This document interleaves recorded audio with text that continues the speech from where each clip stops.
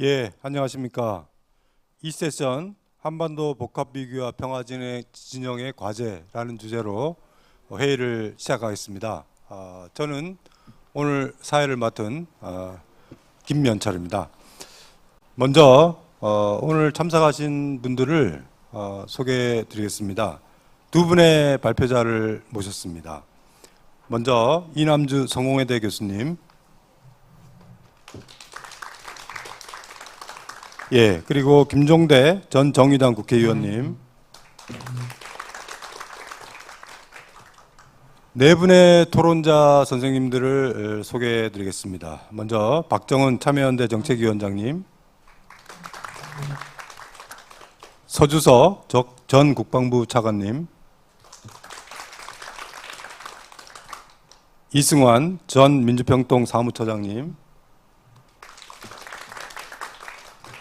그리고 이용선 현 더불어민주당 국회의원님입니다. 예, 시간이 많지 않기 때문에 발표자분 선생님들한테 한 20분 정도 부탁드리겠습니다. 먼저 이남주 교수님. 예, 소개받은 이남주입니다. 예, 발표 시작하도록 하겠습니다. 사실 오늘 뜻깊은 날인데 앞에서 오늘 14에 대한 이야기들은 인사 한 말에서 또 의미들을 좀 이렇게 다시 새기는 말씀들이 많았을 거기 때문에 바로 발표 진행하겠습니다. 제가 이제 이 발표 요청을 받으면서 제목을 이렇게 남북관계 악화와 통일전식의 파탄 이렇게 주시더라고요. 보통 제목이 이 정도 나오면 그 다음에는 분석이 아니라 규탄 성명서를 하나 써야 되는 이런 제목이에요. 그래서 처음에 조금 낯설었는데 상황이 이러니까 이 얘기를 좀 해야 된다라는 이해가 되더라고요. 예. 다만 제가 이제 본문 발표 제목에는 그것만 얘기하기 좀 그래서 출로는 어디에 이렇게 물음표를 하나 던져놨습니다. 네. 근데 제가 보니까 다음 세션에서 이 얘기 많이 해주실 것 같아서 정말 앞쪽에 조금 더 초점을 맞춰서 말씀드리도록 하겠습니다. 예. 사실 한반도 평화 프로세스가 이제 그 하노이 노딜 이후에 여러 가지 어려움을 겪었고 약간의 이제 남북 간의 이렇게 군사적인 긴장 고조나 그 긴장 고조까지는 말할 수는 없어도 이런 한반도 평화 프로세스 상당한 어려움들이 나타나긴 했죠. 그래도 아마 그 당시 상황에서 보더라도 지금과 같은 상황이 출현할 거라고 예상하신 분들은 그렇게 많지는 않았을 것 같아요. 이 정도까지 갈까 남북관계가 그렇게 진전돼 있었던 남북관계가 그런 게 지금 우리가 한번 왜 거기까지 왔는가라는 이제 궁금증, 질문 던져봐야 될 질문이 아닌가 이렇게 생각이 됩니다.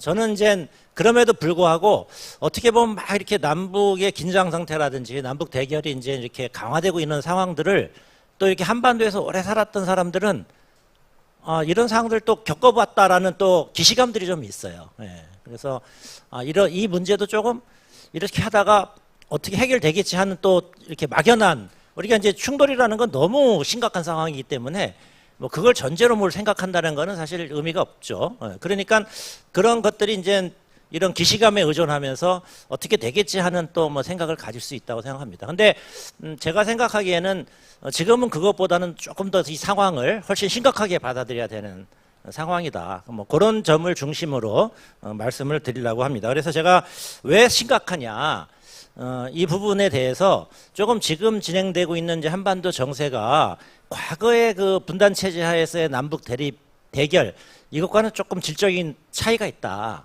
이런 생각이 들었어요. 그래서 그걸 제가 이제 세 가지 점에서 좀 질적인 차이를 한번 좀 말씀드려보려고 합니다. 첫 번째로는 이제 적대 관계의 부활이 있겠고요. 예, 두 번째는 이제 사실 이게 분단 체제 얘기하면 서로 적대하면서도 공존하는 이런 구조가 좀 작동을 했거든요. 근데 그게 점점 불가능해지는 상황이다라는 거 좀 말씀드리고 싶고요.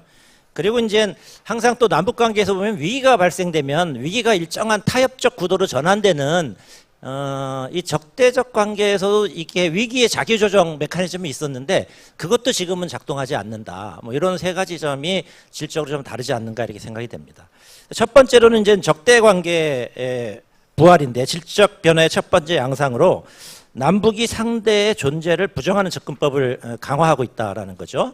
서로를 이제 실존적 위협으로 간조를 하고 있고, 그러면서 또 상대에 대한 실존적 위협을 증가시키고 있습니다. 근데 어떻게 생각하면 이게 53년도 한국전쟁이 이제 정전 상태로 들어간 이후에 이러한 어떤 메커니즘은 계속 작동했다라고도 볼 수가 있는데, 제가 보기에는 중요한 차이가 일단 지금 서로를 이제 통일을 위한 협력 상대로서의 가능성을 완전히 부정할 뿐만 아니라 상대를 소멸시킬 수 있는, 실제로 말만 수사가 아니라 상대를 소멸시킬 수 있는 군사 전략과 능력을 개발 구축하고자 시도하고 있다. 그런 방향으로 나아가고 있다는 것이 상당한 중요한 어떤 차이가 아닌가 이렇게 생각이 됩니다. 사실 이런 적대적 관계의 부활은 이제 한반도 평화 프로세스 이후에 이 윤석열 대통령이 대선 후보 시절에 그 2022년도 1월 14일 날 북한이 단거리 탄도미사일을 발사했는데, 그때서부터 주적은 부활이다, 이제 북한이다라는 어떤 글을 올리면서 이제 주적론을 다시 제기를 했고, 100대 국정 과제의 그런 방향으로 그런 그 북한인 정권과 북한군이 우리의 적임을 인식할 수 있도록 북한 국방 백서에 명기하는 방안을 검토한다. 5월 달에 이렇게 또 천명을 했습니다. 그리고 이제 실제로 뭐 많은 분들이 이제 아시는 것처럼 작년 12월 달에 그런 방향으로 진행되고 있다, 작업이 진행되고 있다라는 국방부의 설명이 있었고요. 올해 3월 달에, 2월 달에 발간된 국방 백서에 이렇게 2021년 개정된 노동당 규약 전문의 한반도 전역의 공산주의를 명시하고 2022년 12월 당 중앙위원회 중앙위 전원회의에서 우리를 명백한 적으로 규정하였으며 핵을 포기하지 않고 지속적으로 군사적 위협을 가해오고 있기 때문에 이 세 가지 이유를 들어서 그 수행 주체인 북한 정권과 북한 기존의 규약 내용보다는 완화된 공산주의화라는 목표를 추구한다는 것에서 좀 완화된 표현들을 담고 있어서 적어도 수사적인 측면에서는 전국혁명의 목표를 포기했다, 이런 식으로 그 해석이 되는 내용이라서 과연 뭐 이런 식의 근거로 활용될 수 있는지 의문이고, 2022년도 12월 달 중앙위 전원회의는 이게 남북 간의 이제 상호작용인데, 사실은 거기서 우리를 적으로 규정한 것은 그 앞에 지금 제가 방금 말씀드렸던 그런 상호작용의 결과이죠. 예.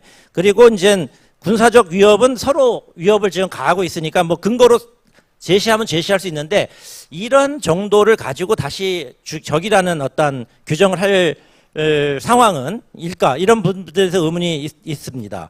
그리고 이제 최근에도 계속 반복되지만 핵 공격을 할 경우에 북한 정권의 소멸을 이제 반복해서 언급하고 있죠. 예. 그리고 그것에 따른 여러 가지 군사 훈련들이 진행되고 있습니다. 그걸 제가 15쪽에서 좀 설명을 했습니다. 이런 변화들이 진행되고 있고, 북한도 그에 유사한 방향으로 이제 움직이고 있죠. 사실은 2021년도 10월 11일 날 그 소위 이제 북에서 처음 한 거죠. 국방발전 전람회 뭐 이런 행사를 진행했고, 그때 연설에서 김정은 그 국무위원장이 우리의 주적은 전쟁 자체이지 남조선이나 미국 특정한 어느 국가나 세력은 아니다, 뭐 이런 식의 표현도 했었습니다. 근데 이제 아까 그러한 상호작용, 윤석열 출범 이후의 상호작용 속에서 북에서도 여러 중요한 회의에서 남을 적으로 규정하는 이러한 변화들이 쭉 발생되어 왔습니다. 그리고 실제로 이제 북한도 군사 독트린에서 상당히 공세적인 어떤 성격들을 강화하고 있죠.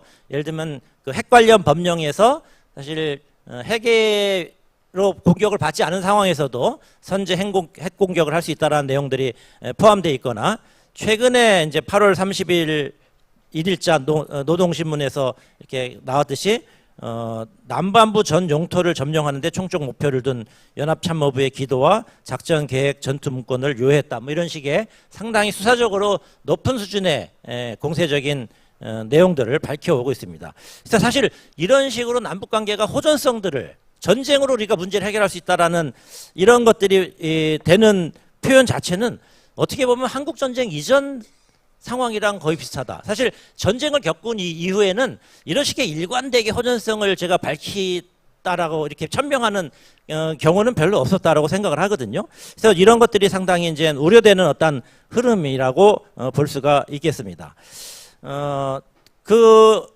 그런데 아까 제가 말씀드린 것처럼 남북의 적대적인 대치 상황이 새로운 건 아니고, 또 잠깐 해빙기를 이렇게 거치면서 정상 일종의 적대적 공존이 안정적으로 유지되는 이런 상태로 돌아가긴 했는데 지금 상황은 사실 그렇게 가기 어렵다라고 생각합니다.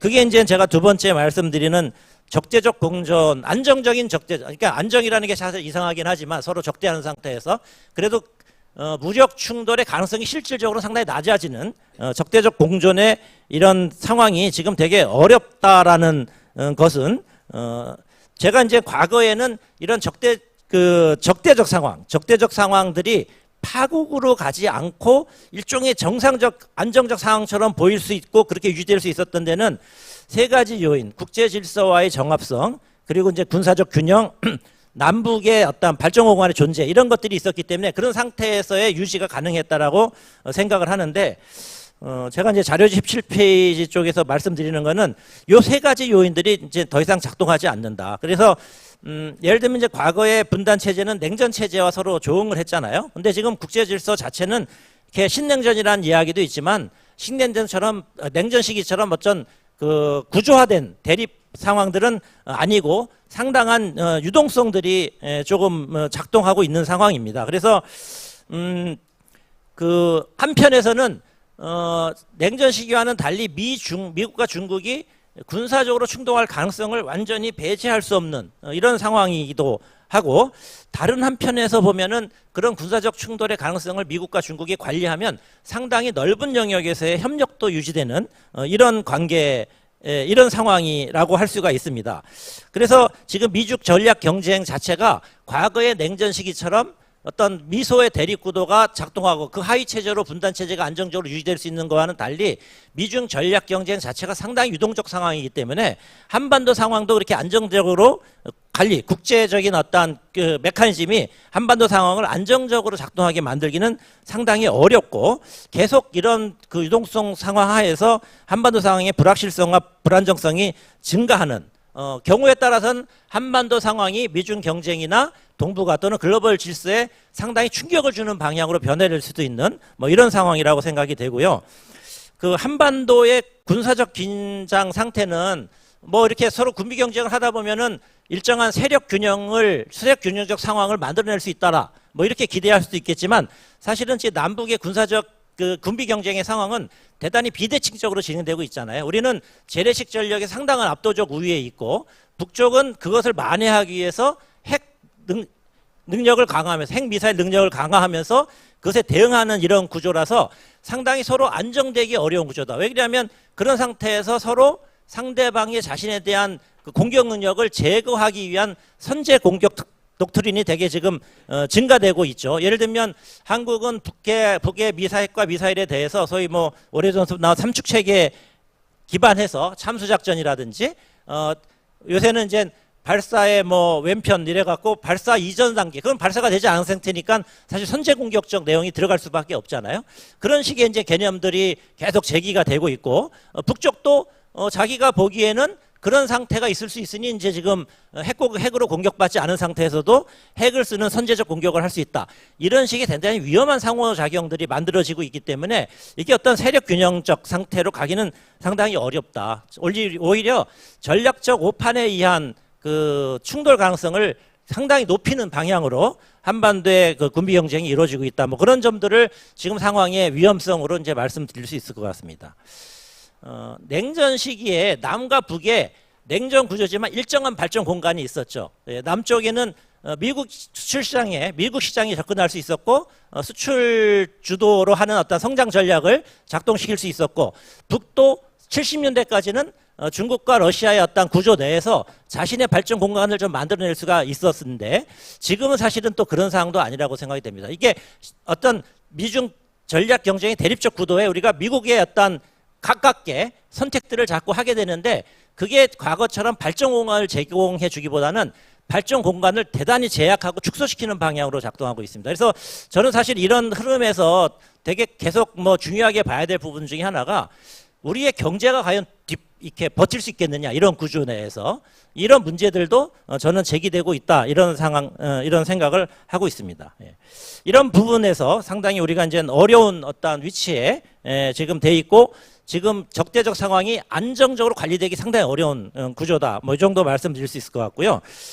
위기의 자기조정 메커니즘의 상실은 사실 이 정도 되면 뭔가 우리가 대응이 좀 이 위기를 어떻게 관리할 것인가라는 방식의 어떤 아이디어나 노력들이 반드시 있어야 되는 거죠.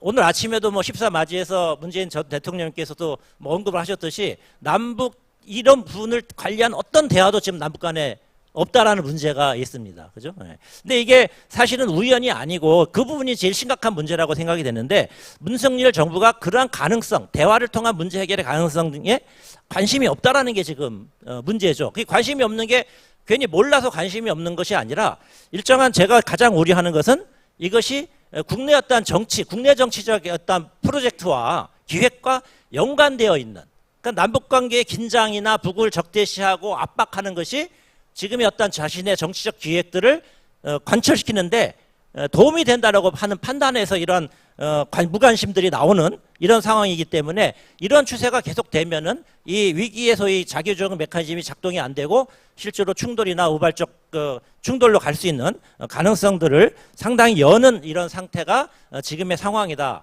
이렇게 말씀드릴 수 있을 것 같아요. 그래서 제가 뭐 요청한 것처럼 이게 이제 통일 정책의 파탄 상태가 여기까지 왔는데 문제는 여기서 이제 우리가 어디를 가야 될 것인가 뭐 이런 것들이 또 오늘 조금 더 얘기돼야 될 주제가 아닌가 이렇게 생각이 됩니다. 다만 제가 약간 이 최근에 보면서 윤석열 정부가 이 문제에 대해서 어떤 해결책을 가지고 있는가 이런 걸 보면서 좀 궁금하게 생각한 것이 21페이지에 올해 1월 달에 국방부 업무 보고의 주요 내용으로 제시된 국방혁신 4.0 기본계획 수립에 지금 이 비핵화에 대한 최종 상태로 첨단 과학기술 격차를 유지한 가운데 북 핵미사일 위협에 완전해서 이게 이제 북의 핵미사일을 군사적으로 해결할 수 있다라는 뉘앙스를 주고 있어서 이게 사실은 윤석열이 주장하는 힘에 의한 평화의 실전 구축의 내용이 아닌가 이런 좀 생각이 들고 만약에 이런 방식으로 추구한다면 정말 비핵화는 대화가 아니라 군사적으로 해결하겠다라는 거면 실질적인 남북관계의 파탄으로 가도 이런 인식에서는 전혀 뭐 문제가 되지 않는 이런 상태로 볼 수가 있을 것 같습니다. 그래서 이런 상태가 상당히 이제 위기적 상황인데 이 위기의 출路와 관련돼서는 제가 뭐 길게 말씀드릴 건 아니고 지금까지 뭐 남북의 이 상황이 이제 여러 가지 신냉전의 담론이라든지 이런 것도 적대가 있으면서 사실 신냉전을 위험하다고도 얘기하지만 다른 한편에서는 냉전이라는 게 일종의 관리된 체제 아닙니까? 예. 그러니까 그런 기대도 저는 좀 있다고 생각이 돼요. 근데 그런 기대도 할 수 없는 상황이다라는 게 제가 지금까지 말씀드린 주장이거든요. 예. 그럼 여기서 어떻게 나가야 될 것인가? 이게 이제 사실은 답답하죠. 지금 제가 마지막에 말씀드린 것처럼 윤석열 정부는 지금 그런 접근법을 택할 경우에는 그 정책의 기조를 전환시킬 가능성이 적어도 내년 선거까지는 없을 것 같은데 여기서 어떻게 벗어날 것인가?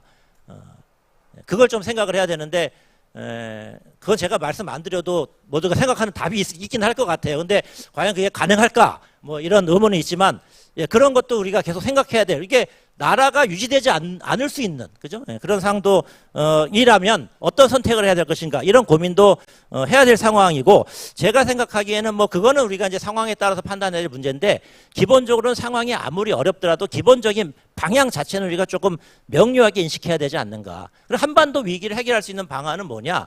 지금까지의 경험들 보면 결국 서로 위협을 감소시키는 과정 속에서만 이 문제를 될 수밖에 없다. 해결되어야 되고 그 길밖에 없다는 거죠. 그게 아닌 어떤 다른 방식의 접근법을 해봐야 지금 한 30년의 이 역사가 그것은 모두 실패하는 결과를 가져온다는 것들을 보여줬고 결국 하노이 노딜도 사실 그 부분에 대해서 충실하지 않은 결과로 그 서로의 위협 감소에 대해서 얼마나 성의 있는 위협 감소책을 상대방에 제기했느냐 이렇게 평가하면은 하노이 노딜에 대해서도 뭐 어느 정도의 판단이 가능하다고 생각합니다. 그래서 이런 부분들이 결국은 우리가 가야 될 방향이다. 그래서 뭐 이 논의가 여러 가지 복잡하게 진행되겠지만 그런 방향은 상호 위협 감축을 어떻게 실현시킬 것인가에 초점이 맞춰져야 되지 않는가. 지금 당장 비현실적인 것처럼 보여도 그 방향밖에 없다. 이렇게 생각을 합니다. 자, 우리가 이제 냉전에 대한 얘기가 제가 많이 나와서 사실은 이 부분과 얼마 계속 문제가 되는 것처럼 힘에 의한 평화 이 두 가지 어떤 다른 경로라고 볼 수가 있겠는데요. 사실은 이 힘에 의한 평화 이런 담론들이 왜 이렇게 많이 받아들여지는가 그것도 우리가 생각해 볼 지점이긴 하지만 그 요인 중에 하나는 우리가 냉전에 대한 해석에서 상당히 잘못된 해석들이 일반화되어 있다. 그러니까 냉전이 힘에 의해서 해결됐다. 뭐 레이건 대통령의 근데 사실은 레이건 대통령의 그러한 힘에 의한 정책에 의해서 과연 냉전이 해결된 것이냐. 우리가 과정으로 보게 되면 그 이전에 헬싱키 협정을 통해서 유럽에서는 소련과 서유럽 또는 미국을 포함하는 쌍방 사이에 상호 위협 감축의 프로세스가 상당히 진행됐기 때문에 그 결과가 사실은 냉전의 평화적인 해체를 가져왔다고 저는 생각을 하거든요. 그런 해석도 상당히 강하게 제기되고 있고, 실제로 레이건 시기에도 사실 냉전의 본격적인 해체는 소련과 미국이 레이건 시기에 중거리 미사일 협정을 체결하면서 시작이 된 겁니다. 그러니까 이 힘에 의한 평화에 대한 어떤 담론의 문제점, 그것이 일반적으로 받아들여지는 어떤 여러 가지 메커니즘에 대해서도 조금은 적극적인 비판들이 필요하지 않을까, 이렇게 생각이 됩니다. 뭐 저는 이 정도 하고 발표 마치도록 하겠습니다. 예, 고맙습니다. 이남주 교수님께서 한반도 정세의 질적 변화에 대해서 몇 가지 지적을 해주셨고, 뭐 그 요지는 뭐냐면은 과거하고는 매우 다른, 한마디로 얘기하면은 매우 우려할 만한 상황이다 하는 것 같습니다. 앞으로 우리가 좀 더 고민해야 될, 관심을 가져야 될, 이게 평화라는 게 단순히 어떤 추상적 가치가 아니라 실존의 문제로 다가오고 있는 게 아닌가 하는 문제 제기가 있었습니다. 김종대 의원님께 부탁드리겠습니다. 네, 안녕하십니까. 시간이 좀 많이 지체가 돼서 좀 속도를 높여보겠습니다. 하도 주최 측에서 발제문을 연휴 전에 독촉을 하는 바람에 조금 쓰고 보니까 좀 빠진 내용도 많고 해서 좀 발표하면서 좀 보충을 하고자 합니다. 제가 맡은 주제는 한미일 군사협력에 관한 내용인데요. 먼저 최근에 그 동아시아에서 가장 괄목할 만한 변화가 이제 한미일 안보협력체 출현이다, 이렇게 이야기를 많이 하고 있는데, 이 배경이 뭐냐, 동아시아 정치에서 한미일 안보협력이 출현한 배경을 어떻게 이해해야 될까 하는 부분에서 두 가지를 먼저 강조해 드리고자 합니다. 첫 번째는 이 지역에서 미국의 군사적 우위가 빠르게 잠식되고 있다. 그러니까 과거에 미국이 주로 약소국하고 전쟁을 했지 강대국 전쟁엔 거의 대비가 돼 있질 않았다는 것이죠. 뭐 이라크, 시리아, 소말리아, 아프가니스탄 이런 약소국하고 전쟁하는 체제로 미군이 운영되다 보니까 막상 중국이라는 이 부상하는 세력에 대한 대비가 안 돼 있었다. 그래서 중국에 대한 미국의 군사적 우위가 빠르게 잠식되고 있고 불확실하다. 대만 해협에서 위기가 발생하면은 중국에 대해서 압도적 군사적 우위를 발휘할 수 있느냐, 이런 면에서 비관주의가 최근에 팽배되어 왔습니다. 그런데 그렇다면은 이렇게 미국이 압도적인 우위를 차지하지 못하는 현재 상황을 타개하기 위한 방편으로 소다자주의가 출현했다는 것이죠. 이 소다자주의, 미니멀리즘이라고 하는 것은 우선은 한미동맹, 미일동맹과 같은 양자동맹과는 다르고, 그렇다고 해서 나토와 같은 집단방위와도 다릅니다. 그 중간 형태라고 보면 되겠죠. 그래서 나타난 것이 쿼드, 오커스, 거기에 이어서 한미일 삼국 안보협의체입니다. 그러니까 말하자면은 중간에 어떤 하나의 동아리처럼 이렇게 덩어리별로 뭉쳐가지고 대응을 함으로써 미국의 비용을 절감하고 군사적인 어떤 우위를 다시 차지한다고 하는 이런 상호 보완적 네트워크로 진화한다. 이게 현재 인도 태평양 전략의 핵심 개념이라는 걸 좀 강조해드리고 싶습니다. 두 번째는 안보 협력을 초월해서 경제 협력으로 나가야 된다는 것이죠. 이제 중국이 뭐 자원을 무기화한다든지 또 첨단 기술에서 발빠르게 추격해 온다든지 중국식 새로운 표준을 구사한다든지 이런 부분에 대한 전반적인 분리가 요구되고, 또 중국이 경제적인 강압 정책을 펼칠 때 여기에 대비하는 공급망 구축을 해야겠다. 이런 면에서 하나의 경제 기술 공동체가 시급히 만들어져야 된다. 이런 두 가지 인식에서 한미일 협력이 추진되고 있다고 저는 보여지고 있습니다. 그것이 이제 작년에 윤석열 정부 출범과 더불어서 한쪽으로는 공급망제편, 또 한쪽으로는 안보협력이라는 두 개의 축을 중심으로 해가지고 한미일 협력이 굉장히 빠른 속도로 진행돼 왔고요. 4월 26일에 워싱턴 선언, 그 다음에 8월 18일에 캠프 데이비드 한미일 정상회의를 통해 가지고 이제는 어떤 본격적인 한미일 경제안보 공동체를 이야기할 수 있는 여건을 성숙시켜 왔다. 지금 이 한미일 캠프 데이비드 선언은 동맹은 아니라는 점을 굉장히 강조합니다. 사실 한국의 윤석열 정부는 동맹으로 가고 싶어 했던 것 같아요. 그러나 중국과의 신냉전을 지금 만들려고 하지 않는 미국과 일본에서 중간 단계에서 끊어버린 것이죠. 그러다 보니까 어떤 권리나 의무에 구애되지 않는 동맹은 아니고 신사협정이다, 이렇게 이야기를 하고 있는데, 말은 그렇게 하지만 실무 단위에서 보면은 굉장히 빠르게 협력체가 진행되고 있습니다.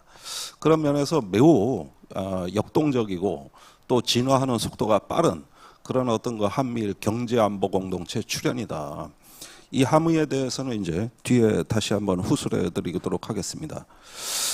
일본의 방위 정책이 사실은 이런 한미일 안보 협력을 이끌어오는 중요한 촉매제였다는 점을 강조해 드리고자 합니다.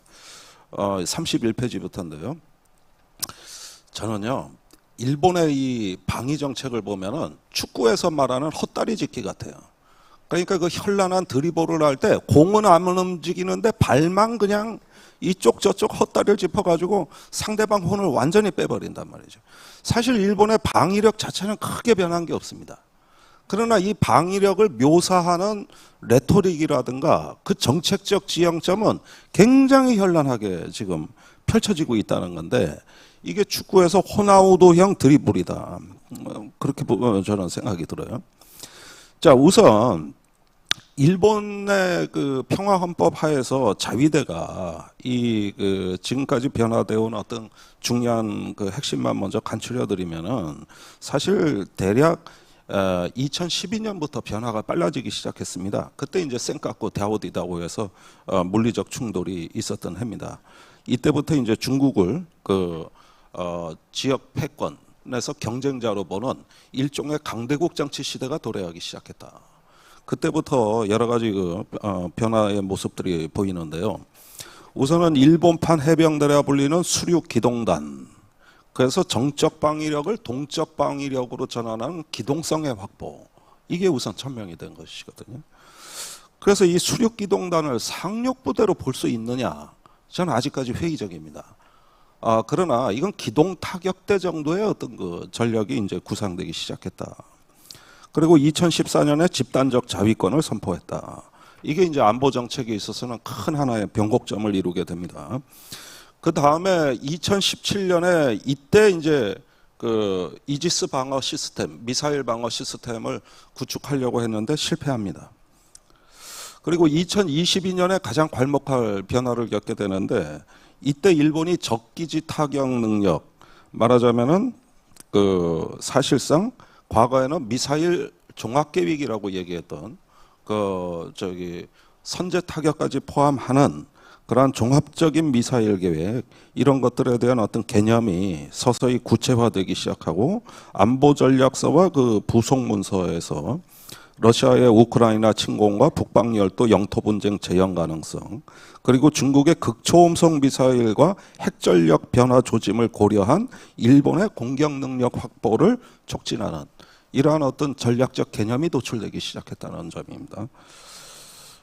그래서 일본의 이 미사일 능력 개발이 그러면은 어떤 식으로 이루어지느냐 하는 것들은 뭐 언론 보도에 많이 나와 있기 때문에 자세히 설명드릴 여유는 없습니다만은, 1차로 일단 지대함 미사일 전력을 대폭 보강하고, 중장기적으로는 지상 기반 중거리 미사일 체계를 확보하게 될 것으로 보여집니다.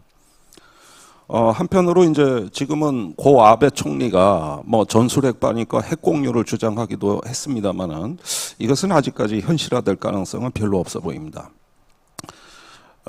작년 5월에 미일 정상회담에서 이제 미국보다 오히려 더 강경한 중국에 대한 공세적인 어떤 견제 목소리가 터져 나오기 시작했는데요. 앞으로 5년간 방위비를 GDP의 2% 수준, 즉 지금의 2배니까 한 100조 원 수준으로 방위비를 늘린다는 거. 그다음에 적기지 공격 능력은 반격 능력으로 용어가 바뀌고 공격 대상도 적의 미사일 기지뿐만 아니라 지휘 통제 기능까지 포함하는 전면적인 공세를 의미하는 것으로 설명이 됐다는 것이죠. 그런데 이게 선제 공격을 포함하는 것이냐 아니냐는 아직까지도 논란이 돼 있어요. 사실상 일본 헌법이 평화 헌법인 이상 이 미사일에 대한 어떤 그 반격 계획이라는 게 일단은 선제 공격을 배제하는 것으로 레토릭에 포장은 돼 있는데 실제로 어떻게 이게 운용이 되느냐 이런 점에서 굉장히 좀 유념해서 지켜볼 요소가 있다고 보여집니다. 1차적인 그 전략 목표는 앞으로 그 중국이 해양으로 진출할 때 제1도련선, 제1열도선에서 중국의 해양의 어떤 확장을 차단하는데 일본의 그 방위 정책에 초점이 모아지고 있는 것 같습니다. 유사시에 이제 중국에 대한 주요 타격 지점을 확보하는 문제, 이런 것들을 위해서 우주 작전대를 창설했고 미국과 우주 협력을 강화하는 등의 조치가 미일 간의 빠른 기술 동맹으로 진화하고 있습니다. 자, 일본에 대해서는 이 정도로 하는데 한마디로 요약하면은 상대는 북한이 아니라 중국이다. 이 점을 좀 명확히 하려고 여러 가지 설명을 드렸습니다. 자, 그러면 한미일 군사 협력은 뭐냐? 이것은 그 어떤 식으로 이루어진다는 얘기냐? 지금 하도 여러 가지 얘기가 나와가지고 좀 혼란스럽기는 하지만은 제가 보기에는 유럽에서 나토에서의 상호 운영성 개념을 거의 적용하는 것으로 보여진다. 그 인터오퍼러빌리티, 상호 운영성 개념, 요걸 갖다 한미일 안보 협력에 적용을 한다는 건데 크게 보면 세 가지 차원입니다. 첫 번째, 정책적 차원. 우리의 적은 누구인가? 우리의 위협은 무엇인가? 이런 부분에서 정책적 조율. 이게 가장 중요하죠. 두 번째 차원이 기술적 차원. 한미일의 데이터가 같이 공유가 돼야 되고 그 다음에 같은 미사일 시스템에 또 같은 요격 능력을 가지고 동시에 행동하려면 기술적인 상호 운영성이 이루어져야 된다. 군사 기술적인 거. 이게 두 번째고 세 번째가 문화적 상호 운영성. 이건 뭐냐 하면은 친밀해져야 된다는 거죠. 교류해야 된다는 것이죠. 그런데 거기에 걸림돌이 되는 위안부나 강제징용 문제나 이런 문제를 주변화시켜 놔야 고속도로에 장애물이 없이 차가 쌩쌩 달리듯이 협력이 잘 된다고 보는 것이죠. 그러니까 이 세 가지 차원에서의 그 상호 운영성 이런 부분들이 이제 한미일에도 적용이 되고 있다고 저는 보여지는데 다양한 실무 회의가 이루어지고 있습니다. 한일 간의 사이버 안보에 대한 이제 협의체가 마련이 됐고요. 또 미사일 방어에서 한미일이 공동으로 데이터를 공유하고 더 나아가서는 공동의 교정 규칙을 공유하고 합동 작전을 할 수 있는 체제로 빠르게 진화하고 있다. 이런 부분들을 이제 유념해서 봐야 될 것 같습니다. 여기서 이렇게 빠르게 한미일의 상호 운용성이 강화되는 데 있어가지고 우리한테 가장 중요한 두 가지 의제를 소개해드리고자 합니다. 첫 번째는 대만 사태, 대만 해협의 분쟁에 있어서 삼국의 행동, 이것을 통일하는 문제입니다. 이게 인도태평양 전략, 한미일 캠프 데이비드 선언의 사실은 출발점이라는 거예요. 사실 이 점에 대해서는 전임 빈센트 브룩스 주한미군 사령관이나 현 폴 러카메라 주한미군 사령관이 똑같이 강조하는 사항입니다. 여기서 세 가지를 일단 말씀드리겠는데 첫 번째는 한미일의 합동 지휘 체계, 이거를 당분간 유엔사를 활용하는 방안이 지금 검토되고 있는 것 같아요. 즉 유엔사를 우선 주한미군과 주일미군 두 지휘체계가 분리된 주한미군과 주일미군의 지휘체계를 통합하는 그 지휘체계로서 유엔사령부를 활용하는 문제, 이거를 검토하고 이게 여의치 않으면은 지난 25일 날 그 빈센트 브룩스 사령관이 CSIS에서 발표한 그대로 새로운 극동사령부 창설하는 방안도 검토돼야 된다. 이런 주장이 나오고 있는 겁니다. 이 극동군 사령부는 과거에 메가더가 사령관을 했다가 왜 1957년에 없어진 부대입니다. 그 이후로 주한미군과 주일미군 지휘체계가 완전히 분리되어 있는데 이런 시스템이 바로 소다자주의, 미니멀리즘에 맞지가 않는다는 것이죠. 이래가지고 대만 해협에 대한 행동을 통일할 수 없다는 것이죠. 그래서 이거를 통합하는 문제. 그리고 폴 러카메라 사령관은 한술 더 뜹니다. 그렇게 하려면 시간이 많이 걸리는데 그 전에 대만에서 전쟁이 일어나면 어떡할 것이냐. 현재 한미연합사를 대만 해협 사태 때 후방지원사령부의 기능을 부여하는 이 방안을 주장하고 있는 거죠. 이게 러카메라 사령관의 주장입니다. 현재 연합사도 활용하죠. 그런데 그 러카메라 사령관이 작년 9월에 했던 연설을 자세히 분석해 보면은 거기서 암시된 내용은 이거예요. 한미일이 3국이 대만 사태에 대한 공동의 비상계획을 작성하자. 이게 유사시의 행동을 통일하는 핵심이라는 것이죠. 그 비상계획을 작년에 처음 언급했다는 거거든요. 단지 비상계획이 존재하느냐 아느냐 우리는 본 적은 없지만 그게 중점이 아니라 중국을 자극하지 않기 위해서 그것을 비공개로 하느냐 현 상태의 비밀계획으로 유지하느냐 이 문제만 있는 거거든요. 오히려 이 한미일이 대만 비상사태 계획이 없다면 그게 더 이상하다는 거죠. 이게 현재 주한미군 사령부의 그 인식체계입니다. 더불어서 지금 현 정부에서 밝혀지지 않는 것은 유엔 사령부가 어떻게 변모하고 있는지 일체 뉴스가 나오질 않아요. 그러나 그 흐름은 이미 문재인 정부 때도 있었습니다. 예컨대 이 유엔 사령부의 회원국이 아닌 독일군 장교가 와서 현재 참모부에 근무하고 있어요. 독일은 유엔사 회원국이 아니거든요. 이 이야기는 유엔사를 나토와 연결하는 국제기구로도 만들 수 있다. 이게 전임 빈센트 브룩스 사령관의 사고였던 것이죠. 그러니까 지금 그게 어떻게 변했는지를 우리는 알 수는 없지만은 이 유엔사의 어떤 기능을 뭔가 국제기구화하고 다국적 사령부로 변모시킨다는 방향성은 있는 것 같다. 그런데 이렇게 되면은 윤석열 정부가 그 유엔사 회원국하고 소파 즉 주둔군 지휘협정을 체결하라는 압력을 강력히 받을 것입니다. 특히 9개 전력 제공국 중에 그 핵심 국가와는 소파 협정을 체결하라는 그런 어떤 그 압력이 있을 가능성이 높다. 이거는 이미 문재인 정부에서 한참 진행됐던 사항입니다. 그 다음에 그 한일 간에도 일단은 아까도 말씀드렸던 부분입니다만은 미사일 방어와 대잠수함 작전, 그 다음에 해상 통제에 있어서 삼국의 협력 수준이 대폭 높아진다. 이러는 과정에서 상호 운용성을 증진하기 위해서 공통작전 상황도 COP라고 하는데 이런 부분들 그러니까 한미일의 지도자들은 같은 화면에서 같은 데이터를 봐야 된다. 그래야 소통이 잘 된다는 거거든요.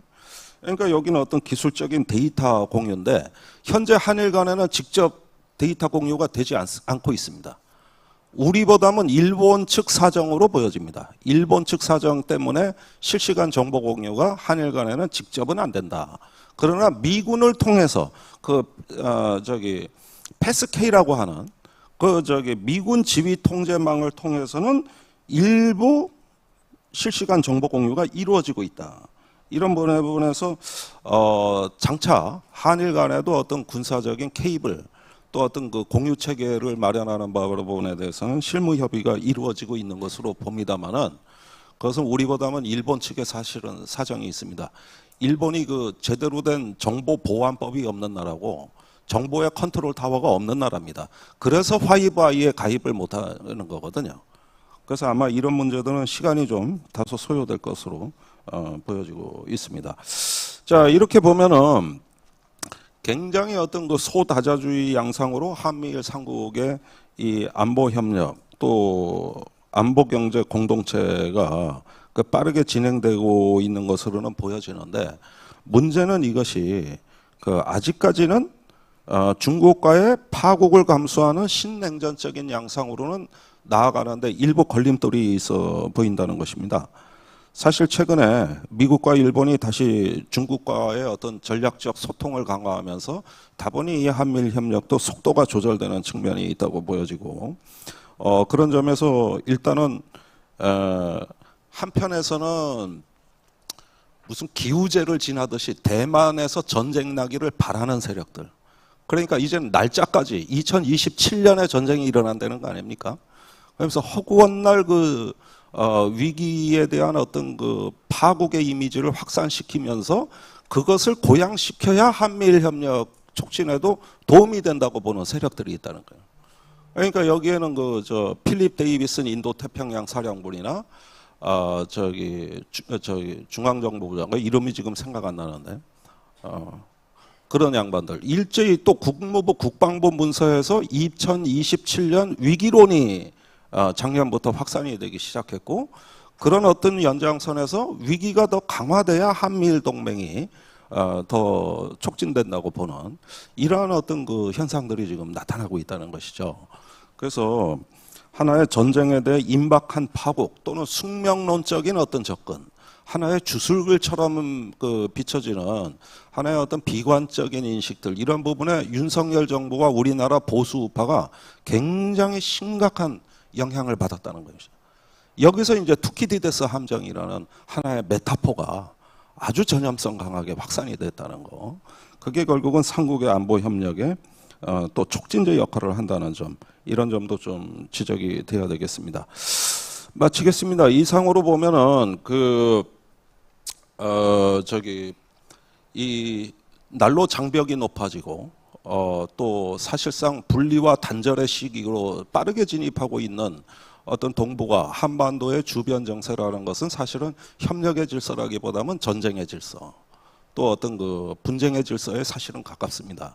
이것은 1차 대전 때 주축국 삼국과 어떤 그에 대응하는 연합국 삼국 동맹 대 삼국 연합 이런 것들이 이제 그 연상이 되는 북중러 한미일 이런 어떤 그 지정학적인 진영 대결의 양상이 사실은 가속화되는 것으로 보여지고 또 거기에는 상당히 많은 어떤 지금 또 이런 걸 통해 가지고 장벽을 세우고 어떤 그 과거 대륙과 단절이 되는 이러한 것까지도 감수해야 되는 상황. 이건 뭐냐 하면은 안보 국가의 출현이다.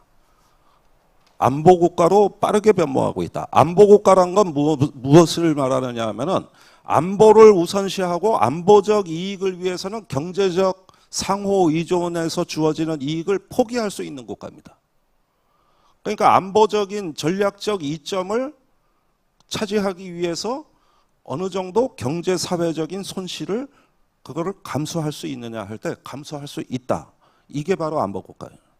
그러니까 지금은 이 동아시아 주변국들 또 한국을 포함해 가지고 이념과 안보, 가치와 이념, 안보가 쭉 이렇게 모든 어떤 정책의 가장 중요한 핵심을 구성한다. 이거는 그 이외에 다른 이익은 유보하거나 어느 정도 그 손실도 감수할 수 있다. 이런 면에서 안보국가의 출현이고 또한 통제국가의 출현입니다. 각종의 정보보안, 반간첩법, 또 뭐 차이나 이니셔티브 이러면서 계속 기술의 장벽을 쌓아가고 통제국가로 이제 간다는 거고 이거는 시민의 자유를 상당히 제한할 뿐만 아니라 민주주의 후퇴 또 권위주의 강화하고 동반되는 현상이다. 그래서 일부에서는 이것을 신중세주의의 도래라고도 이제 이야기하는 학자들이 많이 나타났습니다. 그런 면에서 한미일 안보 협력이 어떤 면에서 이게 협력과 공존의 질서의 어떤 마지막 기회의 공간, 기회의 창문을 닫아버리게 만드는 우리에게 매우 엄중한 재앙이 될 수도 있고 실현이 될 수도 있다는 점, 이런 점들을 인식할 필요가 있다는 걸로 발표를 마치겠습니다. 감사합니다.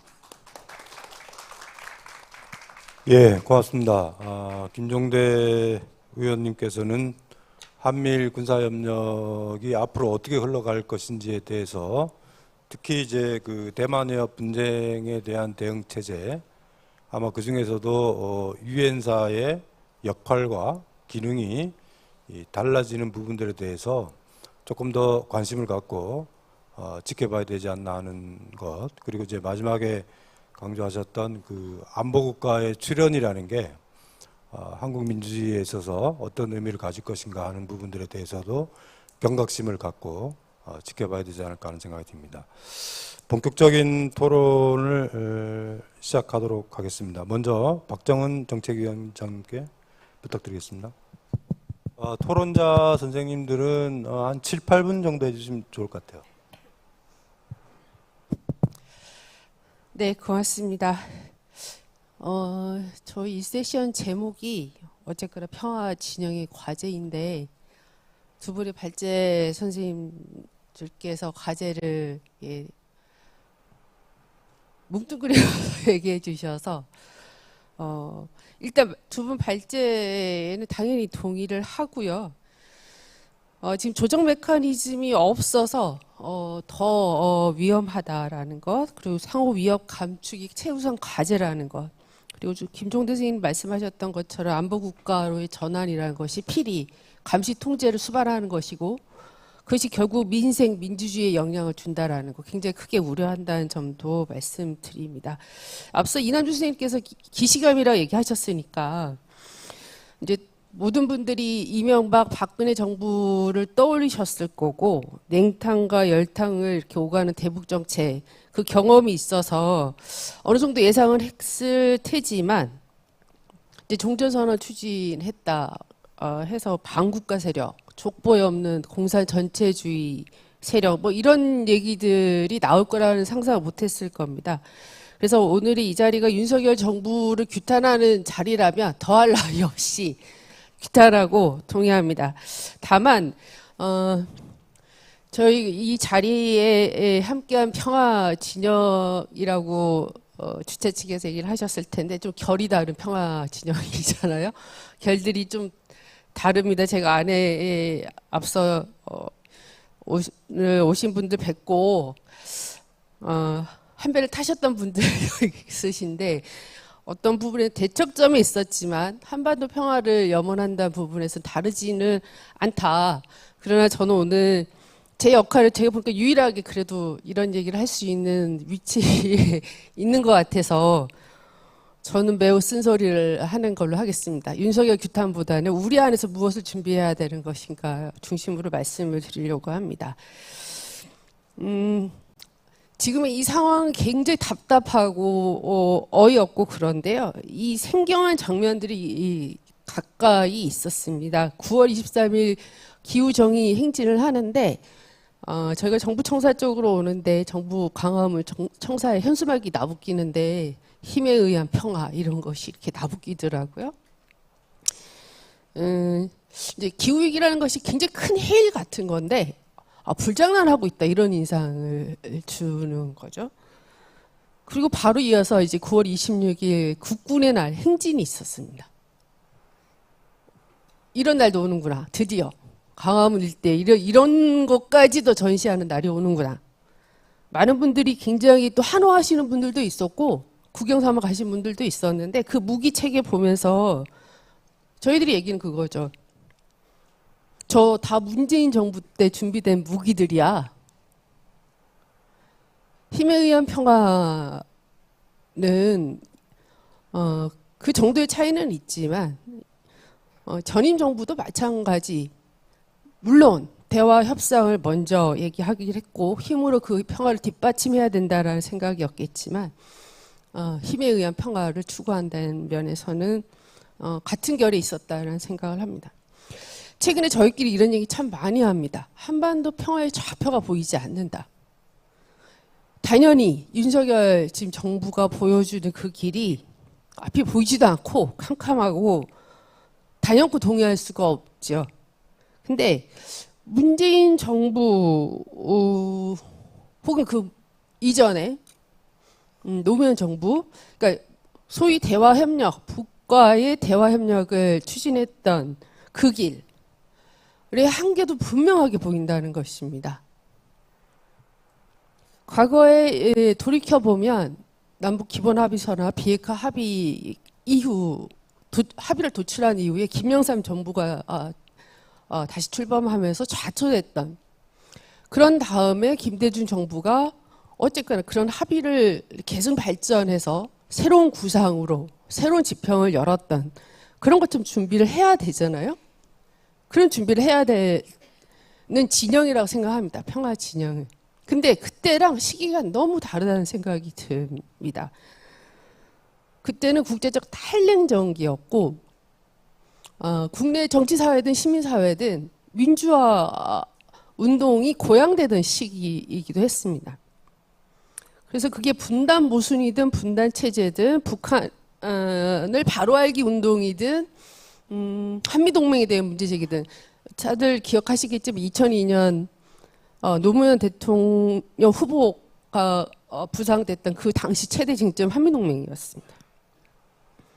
근데 그것이 지금은 많은 분들이 얘기하는 것처럼 그게 신냉전으로 갈지 다극체제로 갈지 모르겠습니다만 그때의 정세, 국제 정세가 달라졌다. 북한도 다르다. 북한 핵개발 의혹을 다투던 때가 아니라 북한 핵을 보유한 나라다.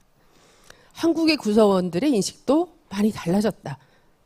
그래서 지나온 길을 되돌아보면서 교훈을 구할 건 구하고 시정하고 조정할 거는 변화해야 될 것들 이거 빨리 논의하고 새롭게 모색해야 될 시기가 아닌가 저는 그런 생각을 합니다. 규탄을 하더라도 저를 개인적으로 얼마 전에 문재인 정부 시기에 청와대에 있었던 분에게 전화를 걸었어요. 왜 전임 정부는 성찰하지 않지요? 왜 계속 같은 정책을 되새김질합니까? 라는 질문을 했습니다. 되게 가혹하게 들릴 수 있겠지만 이런 인상을 줄 수 있어요. MB정부 때 한일군사정보보호협정을 밀실에서 추진했던 김태효 차장이 지금 이 정부에 들어서서 지금의 한일 관계, 일본의 관계, 일본과의 관계, 한미일 협력을 새롭게 추동하고 있습니다. 근데 한편에서는 노무현 정부 때 분들이 문재인 정부 때 이어서 정책 연장선에 있는 것은 매우 훌륭하나 정책 기본적인 인식 톤은 큰 차이 없이 추진됐다 이런 생각을 합니다. 그래서 결국은 스위치를 하듯이 A와 B와 그룹이 번갈아 가면서 정권 교체에 따라서 바꿔서 한다. 또 한편에서는 소위 평화 진영에 있는 많은 분들이 대거 정부에 참여하셨습니다. 근데 돌파구를 만들어내는데 실패했다. 매우 많은 노력과 시도가 있었음에도 그 부분에 있어서는 되짚어 봐야 될 부분이 많지 않을까 생각을 합니다. 문재인 정부 때 그 어렵게 많은 시도를 했고 정말 노력한 거를 알고 있죠. 근데 그것이 이 짧은 해빙기로 끝난 이유가 무엇인가 되짚어 봐야 되는데 많은 분들이 하노이 노딜, 미 행정부, 존 볼턴을 포함해서 트럼프 행정부의 탓 얘기합니다. 그건 당연하죠. 중국에 집중하고 있는 바이든 정부 탓. 그럼 우리는 무엇을 할 것인가 얘기를 해야 되지 않습니까? 물론 이제 우리가 단인제 국가고 권력 구도가 바뀌지 않는 이상 국민의 심판을 받아서 또 그런 부분도 있을 것 같아요. 근데 우리가 미국의 결정적인 역할을 인정하더라도 그 변화만을 기대한다 그러면 지금 우리가 비관론, 회의적인 시각, 한국에서 할 수 있는 게 무엇인가라고 하는 거에 대한 좌절? 이런 것이 생기는 이유가 거기 있는 게 아닌가 이런 생각을 많이 합니다. 그래서 전임 정부가 이제 대화 협상 많이 강조했지만 앞서 말한 것처럼 군비 증강에 있어서도 남부럽지 않을 정도로 했죠. 또 코로나로 문을 닫아 또 때마침 코로나까지 있었습니다. 굉장히 안타까운데 문을 닫아 건 북한한테 치료제 전달하는 것도 못했습니다. 그러니까 이런 질문이 생기는 거죠. 경제협력 진행하고 교류협력 진행하면 그것이 확장되면 평화를 가져오는가? 그것이 평화를 가져온다는 기존의 기능주의적인 접근이라고 많은 분들이 얘기하셨던 거. 그건 유효한가? 제대로 해보지 않았으니까 모른다, 섣부르다 이런 평가도 있을 수 있습니다. 그러면 경제협력, 교류협력을 어떻게 본격화할 수 있지? 정말 북한이 바라는 바인가? 북한에게 경제적 혜택을 약속하는 것만으로 지금 안보 문제 해결 어렵다라는 게 확인된 거 아닌가? 과거와 똑같은 구호나 조건으로 북한의 비핵화를 주장하기 어렵지 않나? 북한의 기술, 군사기술 진전이 굉장히 빠르다고 모두 말씀하십니다. 근데 한편에서는 이런 거죠. 한국 사회 진보와 보수 간에, 세대 간에 북한과 중국에 대한 위협에 대한 인식이 굉장히 차이가 있습니다. 일각에서는 불감증이라고 합니다. 저는 그런 평가 받을 부분이 있다고 생각을 합니다. 북에서는 남측 시민사회를 어떻게 생각하지? 정말 남측의 대북 지원을 바라는 건가? 사실 더 이상 우리 민족끼리란 말도 안 쓰는데 이런 질문이 계속 나올 수 있습니다. 그러면 사실 핵심 질문은 우리 햇볕 정책 유효한가? 질문하고 달리 없어 이 길밖에 없어 라고 하더라도 되짚어보고 조정할 것들이 있는가 찾아보고 답을 준비해야 된다라고 생각을 합니다. 그런데 제가 아까 말씀드린 것처럼 14선언도 매우 중요하고 제가 오늘 이 자료집 보니까 1주년 14선언 2008년도 1주년에 특별 연설했던 내용 굉장히 다시 읽어봐야 될 중요한 내용이다라는 생각이 드는데요. 14선언이든 판문점 선언이든 평양 선언이든 굉장히 중요한 선언인 거 맞고 중요한 이정표인 것도 맞습니다. 근데 그것의 의미를 되새기고 강조하는데 그치어서는 안 된다 생각을 합니다. 어떤 부분에서 한계가 있었는지, 판단 착오가 있었는지 그런 걸 모색할 때라는 생각이 듭니다. 저는 개인적으로 아까 결이 좀 다르다고 말씀드렸던 게 정권마다 대북 인식, 한반도 평화에 대한 정책의 우선순위 이건 달랐던 것 같아요. 근데 대체로는 한미동맹 중심의 외교, 군비 증강 중심의 군사안보 정권별 그 차이가 없어. 이게 정도의 차이는 있지만 큰 차이가 있었나. 잘 돌이켜 보시면 20년 전에 이라크 파병으로 시작을 했고 북핵 개발 의혹이 있었고 미군 기지 이전, 전략적 유연성, 제주 강정기지, 성주 사드. 대체로 보수 쪽에서는 적극적 수용을 합니다. 적극적으로 지르거나. 근데 당시 노무현 정부든 문재인 정부에서는 마지 못해. 뭐라고 표현하는 게 좋을까요? 마치 안 할 것처럼 하다가 수동적으로 수용을 합니다. 저는 지금도 뚜렷이 기억을 하는데 여러 가지 케이스가 있을 수 있을 겁니다. 성주 사드. 주민분들이든 사드 반대 운동했던 사람들은 그걸 알박기를 했던 김관진 전 장관과 박근혜를 더 원망할까요? 아니면 그것을 결국 어떤 문제도 해결하지 못했던 문재인 정부에 대한 원망이 클까요? 제가 말씀드리는 게 이런 부분입니다. 얼마 전에 그 김성경 교수가 한겨레 쓴 기사가 화제가 저희 내부에서는 좀 화제가 됐었는데요. 통일부 숙소라는 것은 분단 인더스트리의 파괴 선언이다라는 글이 있었는데 좀 친화적인 정부, 학계, 비정부 기관 이런 곳들이 분단이든 통일 관련된 인력이든 담론이든 정책이든 재원 마련에 하나의 체계처럼 작동하는 인더스트리를 형성했다라는 것이 이게 더 이상 유지되기 어렵게 됐다. 2018년도에 짧은 그 해빙기를 통해 어떻게 생명 연장해 보려고 했는데 사실상 이제 다 이걸 유지하기는 어렵게 된 거 아니냐. 그럼 그 자리를 어떻게 볼 것이냐. 저희는 이런 논의를 해야 된다고 생각을 합니다. 제가 계속 앞서 말씀드리는 게 사회가 굉장히 많이 달라졌는데요. 지금은 저출생 사회라고 하고 초고령화 사회라고 합니다. 이건 현실의 문제입니다. 앞서 기후 얘기도 했는데요.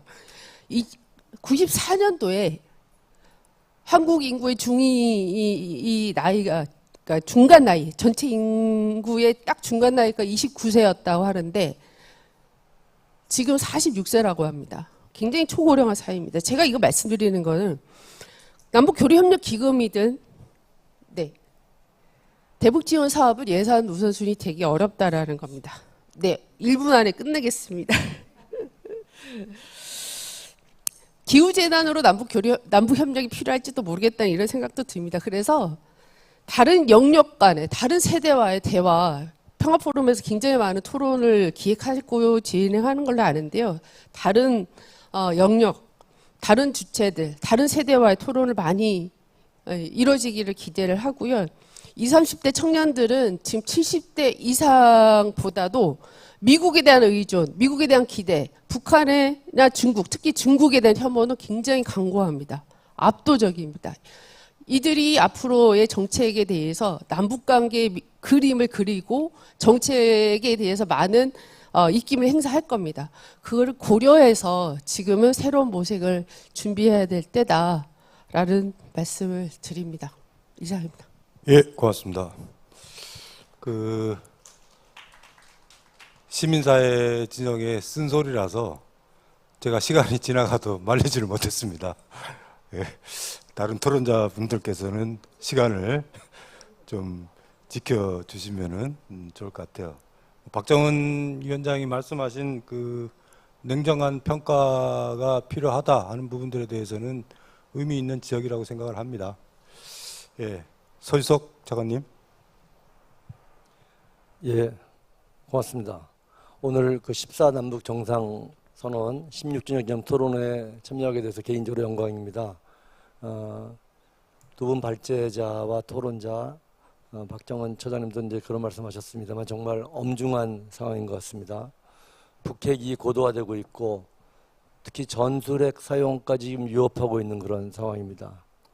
또 재래식군비 경쟁, 또 9.19 남북 군사합의의 이행 중단 가능성, 한미일 안보 협력, 또 최근에는 북러 간의 군사 밀착 그런 조짐 등 여러 가지 복합 위기적 상황이 이제 현실화되고 있습니다. 저는 김종대 의원님 발표에 대한 그 토론을 요청받았는데요. 이남주 선생님 말씀까지도 같이 짤막하게 제가 말씀드리겠습니다.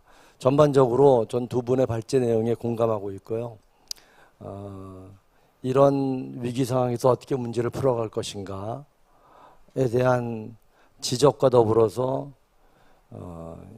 동맹국과의 어떤 관계 강화, 또 군사적인 대응에만 매몰되지 말고 지역 협력과 공존을 지향해 나가는 그런 평화 억제의 새로운 길을 모색해 가자라는 김종대 의원 아까 말씀은 하지 않았습니다만 이 발제문 결론에도 저도 동의합니다. 아마도 이런 복합 위기 상황에 대한 어떤 인식 공유, 또 방법론 탐색 이런 것들이 아마 이번 세션의 주된 과제인 것 같습니다.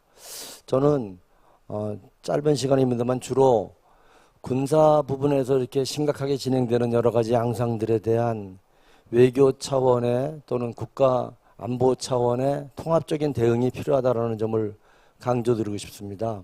군사적으로 아주 세밀하게 또 아주 좀 체계적으로 이렇게 진행되는 그런 노력들에 대해서 대전략 또는 안보 전략, 외교 차원의 이런 대응이 없으면은 사실은 그런 군사적 드라이브에 늘 우리가 매몰될 수밖에 없거든요. 그런 상황에서의 어떤 그 외교적 노력과 관련된 부분을 잠깐 말씀드리겠습니다. 지금 확장 억제 강화가 이제 윤석열 정부의 주된 지금 위기 상황에 대한 대응으로 나오고 있죠. 근데 확장 억제라는 이 개념은 사실 2006년 북한이 1차 핵실험했을 때 그때 처음 이제 미국에서 들고 나온 개념이고요. 그때 SCM 한미 연례안보협의회에서 공동선언으로 그 부분을 채택했죠. 그리고 북한의 핵과 투발 수단의 능력이 증대되면서 어떤 정부에서는 사실 긴밀히 논의되어 왔던 부분입니다. 그런 위협의 증대에 대한 군사 차원의 대응 강화, 이건 뭐 기본적인 것이죠. 2017년 당시에도 북한의 6차 핵실험, 또 ICBM 시험 발사가 있었고요.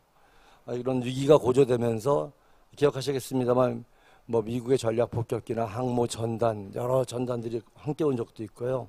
한미연합 또는 한국군 단독의 합동 미사일 대응 사격 뭐 이런 것도 실시했었습니다.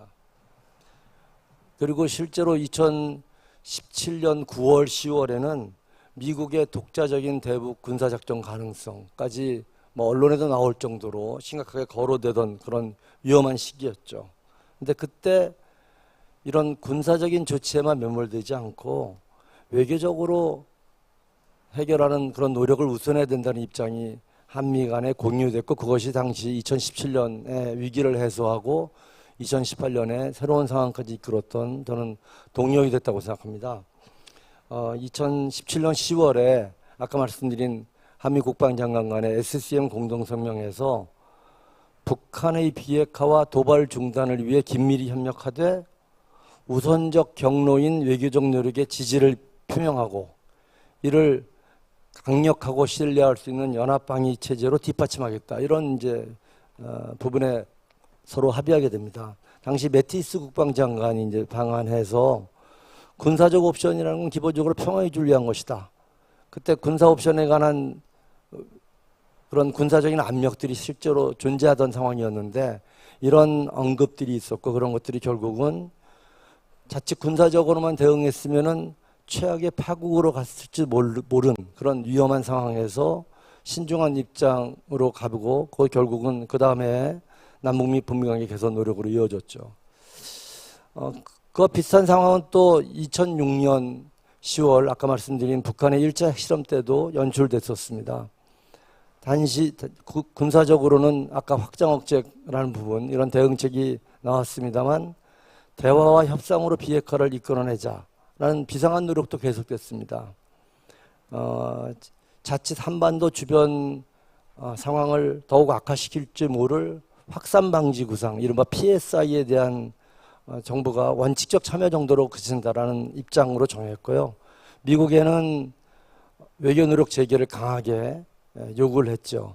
마침 한국을 당시 방문했던 라이스 국무장관에게 이 같은 외교 노력 재개를 강하게 주문하던 촉구하던 노무현 대통령의 모습도 저는 기억에 선합니다. 결국은 그 같은 상황을 군사적으로 풀지, 군사적으로 대응책은 유지하되 군사적으로 푸는 것이 아니라 외교적 전략적으로 풀어나가려는 노력이 그해 11월 달 하노이 한미 정상회담에서 부시 대통령이 북한 비핵화 시에 북미 수교 또 종전협정 체결을 하겠다라는 식의 입장 전환으로 나갔고요.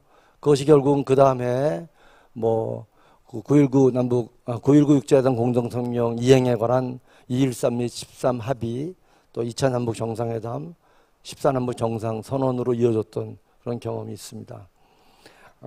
저는 김정대 위원께서 한미일 군사협력 강화에 대한 여러 가지 이제 우려들을 말씀하셨죠. 특히 대만 해협 분쟁 연루 가능성 부분에 대해서 말씀하셨는데 저는 이 부분에 대해서도 참여정부의 경험이 저는 우리의 안보 군사적 대응에 시금석이 될 수 있다고 생각합니다. 여러분도 잘 아시는 것처럼 2006년 1월 달에 한미 간에 주한미군의 전략적 유연성에 관한 그런 합의가 체결됐죠. 당시에 신사 협정이라고 이렇게 얘기됐었습니다만 당시에 합의의 내용은 미국은 주한미군의 전략적 유연성과 관련해서 한국민의 의지와 관계없이 동북아 지역 분쟁에 개입하지 않는다라는 한국의 입장을 존중하겠다라는 그런 부분에 동의했었습니다. 당시 이 합의가 신사협정이고 구체적인 절차 규정이 없었다. 또 그 뒤에 좀 더 후속적인 논의들이 없었다는 점에서 현 시점에서 얼마큼 유용한가에 대한 논의들이 있을 수 있습니다만 어쨌든 우리가 군사적으로 자칫 이 문제가 악화되는 것을 막기 위한 같은 우리의 대응을 규정할 수 있는 그런 외교적인 입장으로 우리가 다시 한번 되새길 만하다고 생각합니다.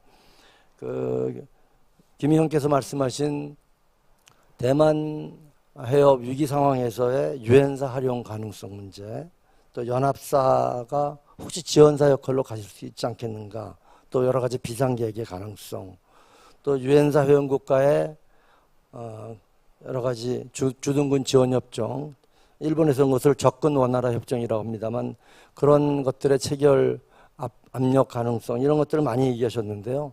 저는 이런 부분들에 대해서도 우리가 우리의 어떤 원칙적 입장을 가지고 우리의 주권적인 지위를 바탕으로 해서 대응해 나갈 필요가 있다고 생각합니다.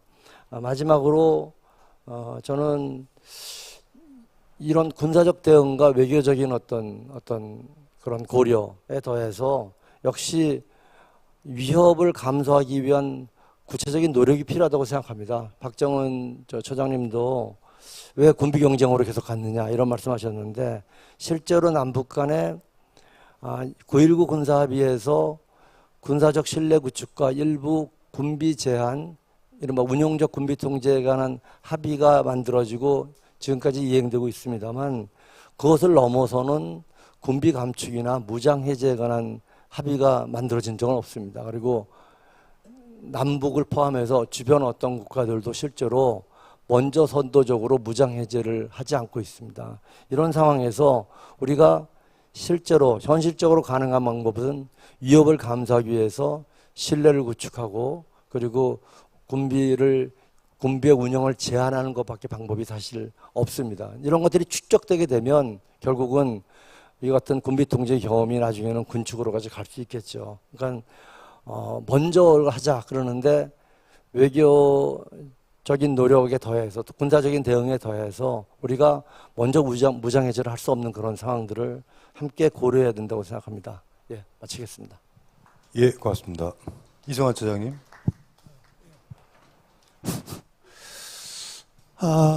이 참 요즘 토론회가 매우 갑갑합니다.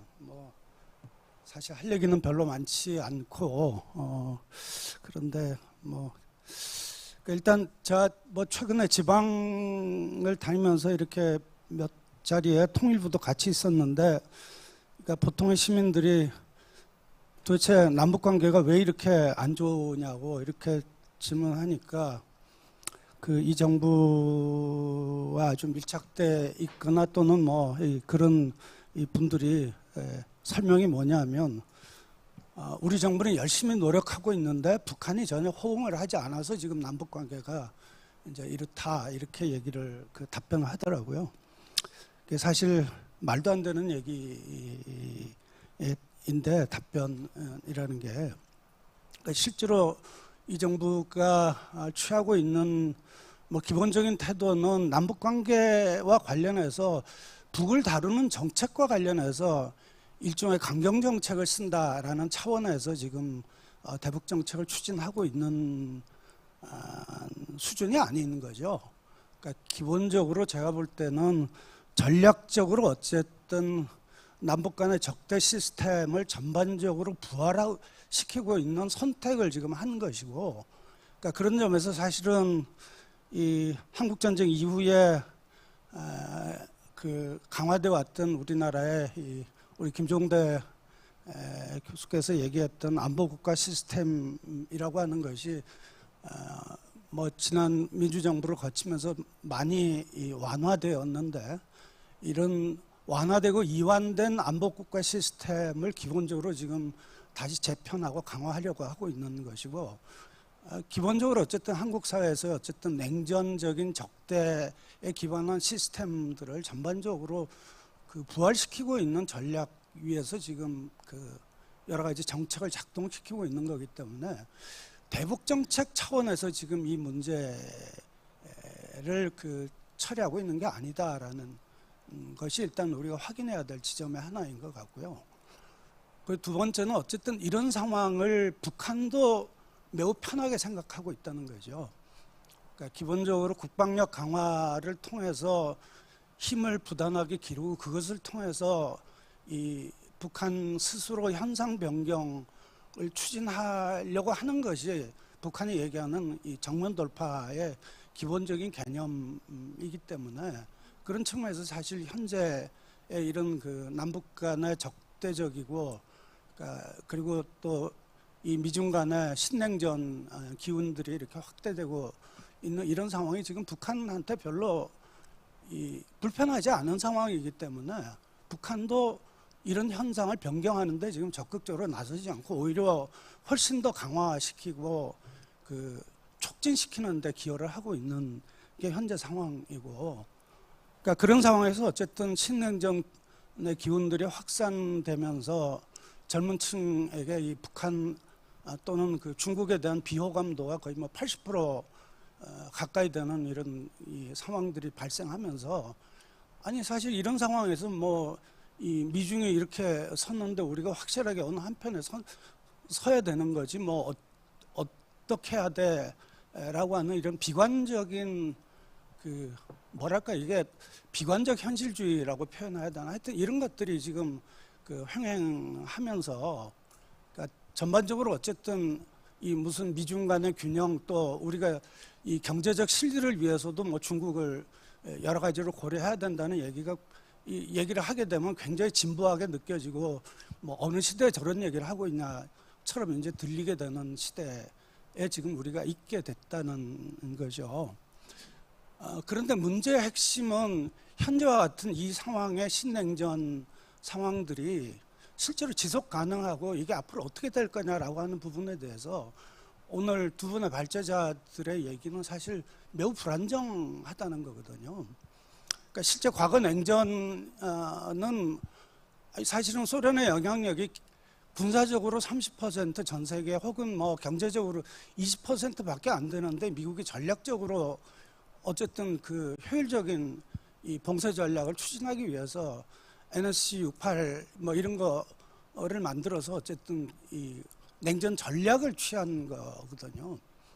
근데 지금의 이 소위 그 미중 갈등 상황은 미국의 경제적 쇠퇴가 핵심이 되고, 그리고 이 30년의 이 경제 공백을 겪은 일본이 세계 전략을 달리하면서 주도적으로 인도 태평양 전략을 제기하고 또 경제 안보론을 제기하고, 이게 미국과 한국 정부에 상당한 영향을 미치면서 지금 소위 신냉전이라고 하는 그 기운들이 구조화되고 있는 그 측면들이 있는데, 근데 사실은 뭐 이미 경제적으로는 굉장히 그 상호 전성이 굉장히 이 강화돼 있고, 그리고 실제로 이 봉쇄가 효율적으로 잘 작동할 거냐라고 하는 부분에서도 그 별로 아직 그 전도를 장담하기 어려운 상황이고, 과거의 냉전 시기에는 사실은 미국이 뭐 대땅뜨 때도 보듯이 여러 가지 그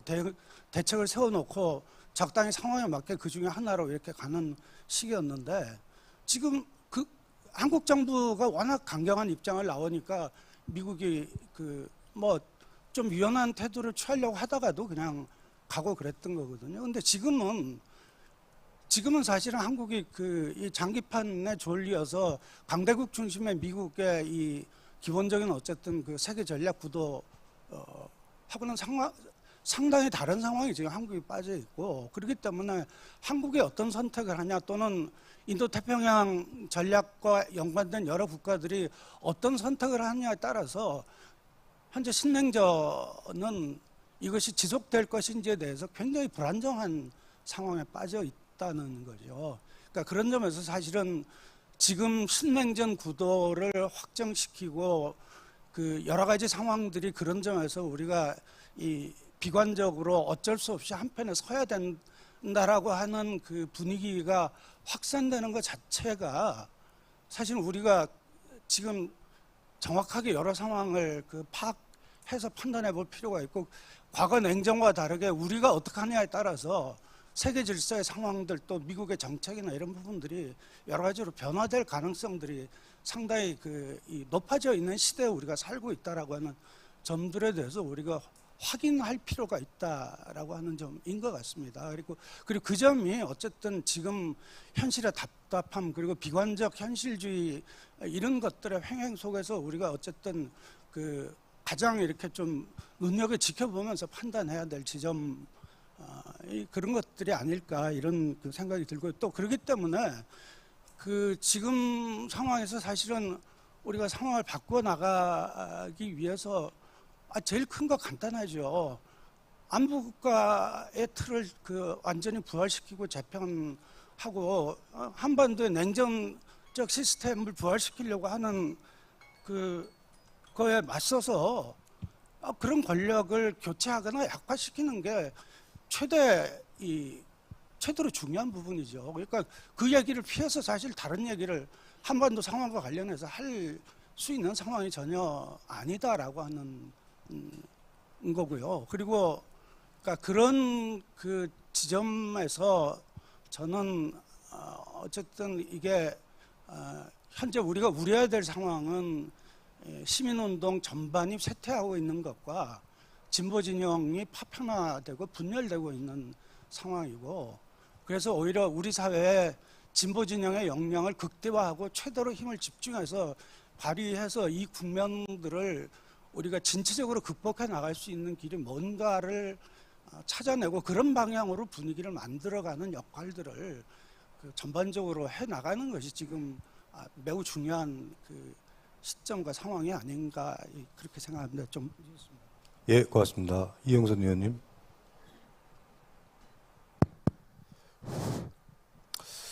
제가 마지막인 것 같은데요. 앞에서 너무 무겁고 비관적인 이야기들 너무 많이 해서 저도 답답하게 그지없습니다. 물론 다음 세션에서 해법을 주로 논의한다고 합니다만 여기 전문가들 발제 속에서 현재의 상황은 한반도 차원의 대결의 심화를 넘어서서 동아시아의 그 대립 전선이 강화되고 있고, 또 우리가 한반도 의제에서부터 동아시아 의제까지 끌려 들어가는, 그렇음으로써 한반도에 한국의 위협이 심화되고 있는 현재 흐름에 대한 뭔가 좀 다른 해법과 대안이 좀 찾아졌으면 하는 생각을 하고 있습니다만, 최근에 가장 그 중요한 그 사건이라 하면 8월 18일인가요?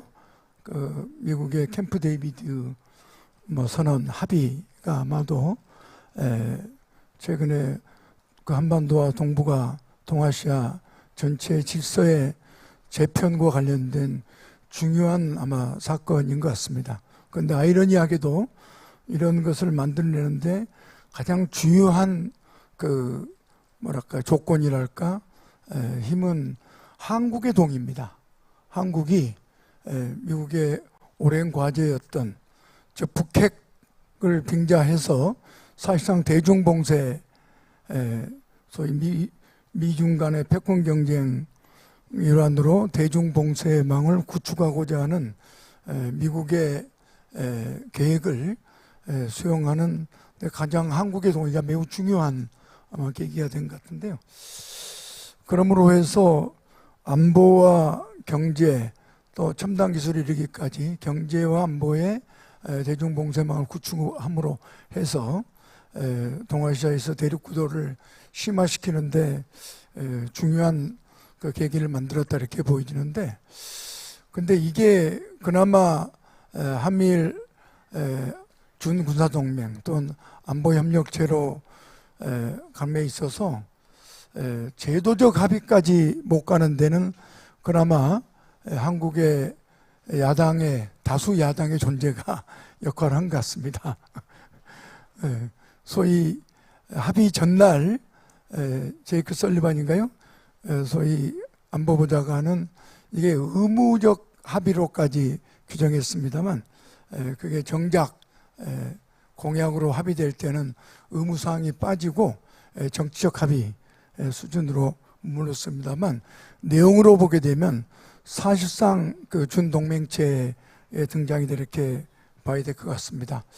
그러므로 해서 소위 한미일과 북중로의 동아시아의 대륙 구도들이 점점점 그 모습을 부처하고 있는 점들이 참으로 큰 위기 상황이다 이렇게 보이는데, 윤석열 정부가 초기에는 소위 남북 관계나 대북 정책에 대해서 이어달리기를 하겠다, 권 장관 이렇게도 이야기하고, 또 한편으로는 그 담대한 구상해서 이른바 비핵개방 3천의 재판 같은, 북이 핵을 포기하면 안전과 경제적인 발전을 그 미국과 등등 협력해서 보장하겠다라는 소위 아주 시대에 이미 지난 제안을 했습니다만, 올해 들어와서 점점 구체화되는 것은 아시다시피 힘에 의한 평화, 그리고 가치 외교를 이야기합니다만 소위 이념 반경, 반공, 진영 외교를 점점점 드러내면서 소위 대북 정책도 이제 화해 협력이 아니로 평화나 교류는 아예 말도 꺼내지 못하게 하는 압박과 대결로 지금 치닫고 있다 이렇게 보여집니다. 이러한 것들이 바로 그들이 지금 세계 정세에 대한 인식이 분명해지는 것 같습니다. 윤석열이 그러한지, 윤석열의 이 머리를 장악하고 있는 다른 안보 세력, 안보 전문가들이 그러한지는 모르겠습니다만, 이제 세계는 탈령제는 끝나고 이제는 자유주의와 권위주의 또 구사회주의 같은 양대 진영 체제로의 대결 체제는 이제 대세다.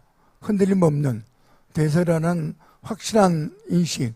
그래서 한국의 안보, 생존과 안보를 위해서는 이제 한미 동맹을 강화하고 한미일 협력을 강화하는 길만이 해법이다라는 것들을 아주 확고하게 하는 것 같습니다.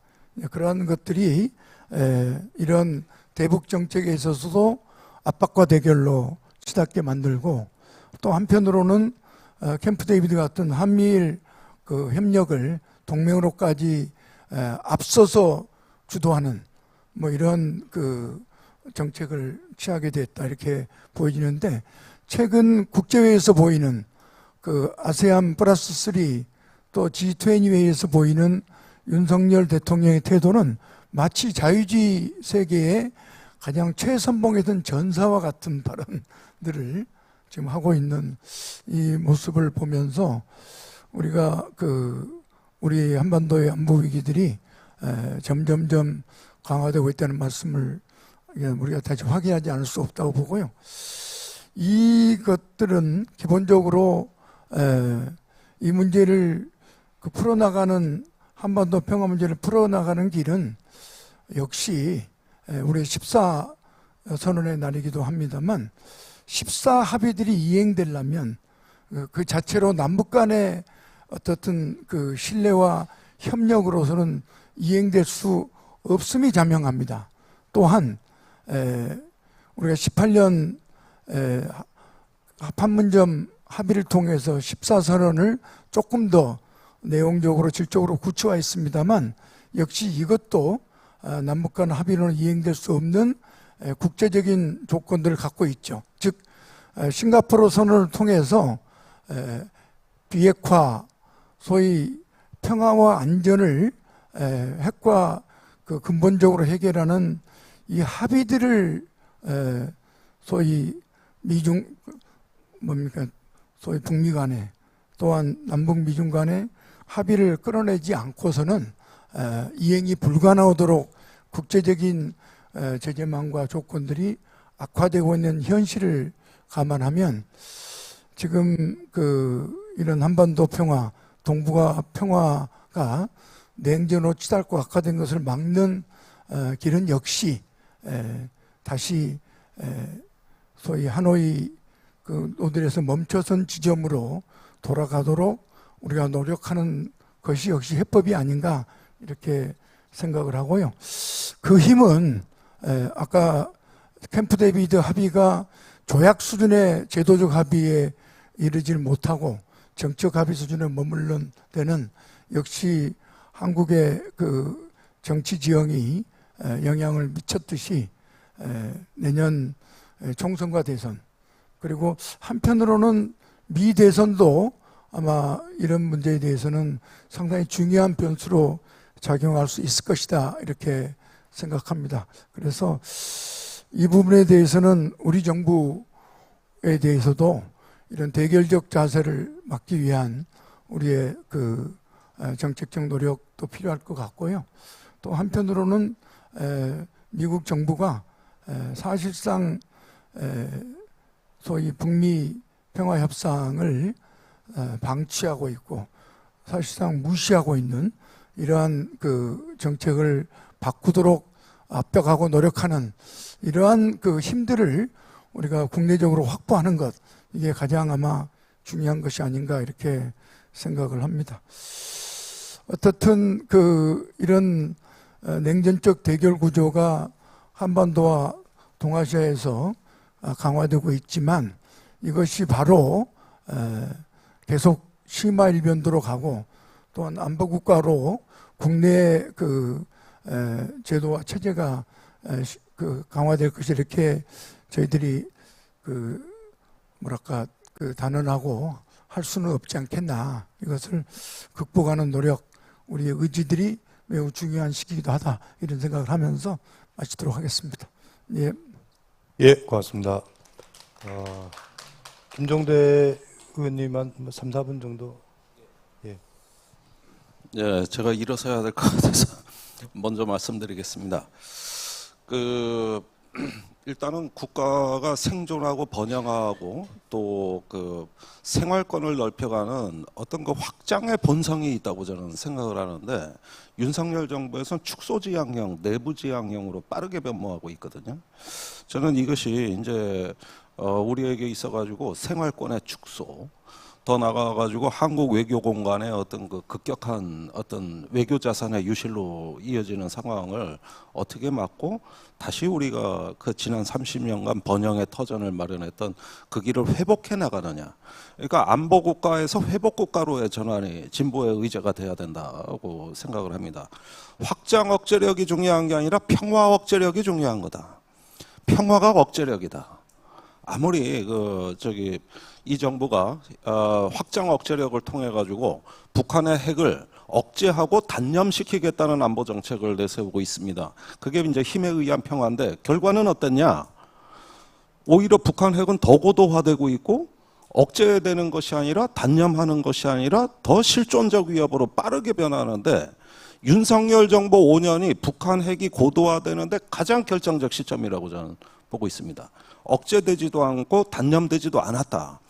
그러면은 여기 이런 어떤 상황에서 어떤 안보를 위해서 경제까지 희생시키는 언필칭 경제안보 프레임까지 나와 있는 이 상황에서 우리가 지향해야 될 것은 회복력의 국가, 회복력의 시대, 이런 어떤 그 대안 담론, 그걸 통한 어떤 대안적 상상력, 이걸 가지고 일단은 조금 더 우리가 좀 강하게 버텨내야 되지 않을까 하는 생각이 들고, 주신 말씀들도 그런 면에서 잘 새기겠습니다. 안보는 결과로 말하는 겁니다. 과정이나 이념이나 가치로 말하는 게 아니라 결과에서 성공했느냐 실패했느냐, 오직 결과로 말하는 거는 선거하고 안보 정책이거든요. 졌느냐 이겼느냐, 또는 성공했느냐 실패했느냐. 그런데 이제 안보 상황이 나빠진다는 건 실패했다는 뜻입니다. 단념시키지도 못하고 억제시키지도 못했다. 그리고 생존의 공간이 축소되고 있다. 이런 데서 다시 성공의 시대, 회복의 시대로 전환하기 위한 우리의 어떤 노력, 또 우리의 집단지성이 지금 절실하게 필요로 한 시점이다 하는 말씀드리고, 특히 민주당은 좀 분발하셔라, 이 말씀 꼭 드리겠습니다. 감사합니다. 예, 이남주 교수님. 예, 저는 이제 두 가지 점만 말씀드리고 싶어요. 하나는 이제 지금 안보국가 얘기도 나왔고, 저는 사실 일종의 이제 분단 체제 재공고화 시도다 이렇게 생각하는데, 이 정권 초기부터 이렇게 한 경우가 그렇게 많지 않습니다. 그러니까 이명박 정부도 초기에는 이런 식의 접근은 아니었고요. 박근혜 정부도 마찬가지였어요.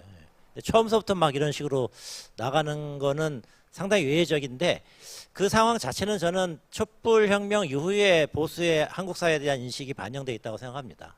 이걸 가지고 국내 어떤 기득권 구조라든지 자신의 권력 기반을 강화하는 굉장히 좋은 편안한 프로젝트가 저는 이런 안보국가나 분단지체 재공고화 기획이라고 보는데, 다만 이것이 가지고 있는 가장 큰 문제는 그렇게 지금 객관적인 어떤 세계 흐름과 조응할 수가 없다라는 거고, 한국의 어떤 시민들의 어떤 지금 발전된 역량이나 인식에도 부합하지 않는다는 거죠. 특히 이제 제가 아까 얼핏 말씀드렸지만 경제적으로 이 길은 저는 길이 없다고 생각합니다. 지금 미국이랑 협력해갖고 하는 게 ILA나 이렇게 하고 보조금 받는다고 하는데, 중국과 관계 끊고 보조금 받는다고 해서도 그게 한국 경제에 도움이 될지 안 될지도 불확실한 이런 길로 계속 우리가 끌려가고 있거든요. 이게 분단 체제 때 안보국가지만, 아까 이제 안보국가 할 때는 경제를 희생한다고 그랬는데, 분단 체제 시기에는 그게 우리가 안보국가와 일정한 양적인 성장과는 결합이 될 수 있었어요. 미국 시장에 접근하는 통로가 열렸기 때문에. 근데 지금 저는 그거 불가능하고, 그거 가지고서도 한국 경제가 지금 수준을 유지할 수는 없다고 생각하기 때문에,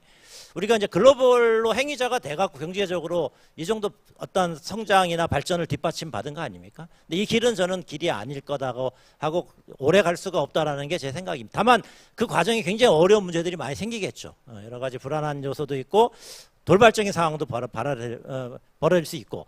다만 한 가지만 제가 더 말씀드리면은, 저는 사실은 그 박근혜 정부 시기에 마지막에 탄핵까지 가는 국면에서는 여러 가지 그 표면적으로 드러난 사실관계도 있었지만, 그 이면에는 그 박근혜 정부가 이미 통일 대박론, 사드 도입하면서 만들어낸 어떤 한반도 정세 불안감들이 저는 있었다고 생각이 해요. 그런 부분들이 한국의 우리 시민들이 볼 때 이런 방향으로 나라가 계속 갈 경우에 어떤 위험성에 대한 자각들이 그런 식의 어떤 행동으로 전 나온 측면이 좀 있다고 생각이 되고, 역시 지금도 뭐 그런 방향의 어떤 믿음들을 가지고 우리가 가야 되지 않을까 이렇게 생각이 됩니다. 다만 한 가지 조금 우리가 더 생각해야 될 부분은, 우리가 뭐 한반도 평화 프로세스 과정에서 시도도 하고 여러 가지 했지만 아까 뭐 박정은 정책위원장 말씀하신 것처럼 성공 못한 지점들이 있잖아요. 그러니까 왜 그 부분들이 성공 못했는가, 그리고 뭐 저는 상호 위협 감소라고 얘기했지만 그 부분들을 실제로 실현시키기 위해서 우리가 어떠한 전략과 어떤 준비 또는 각오 이런 것들이 필요한가, 이런 부분들에 대해서도 좀 같이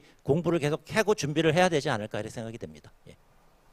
예, 고맙습니다. 발표자와 토론자 아주 짧은 시간이지만은 그 중요한 얘기들이 많이 논의가 된 것 같습니다.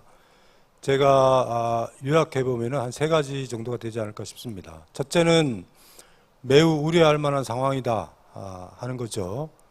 국내적으로는 이 안보국가의 출현이 민주주의를 위협하는 그런 부분들에 대한 경각심이 필요하다라는 지적이 있었고요.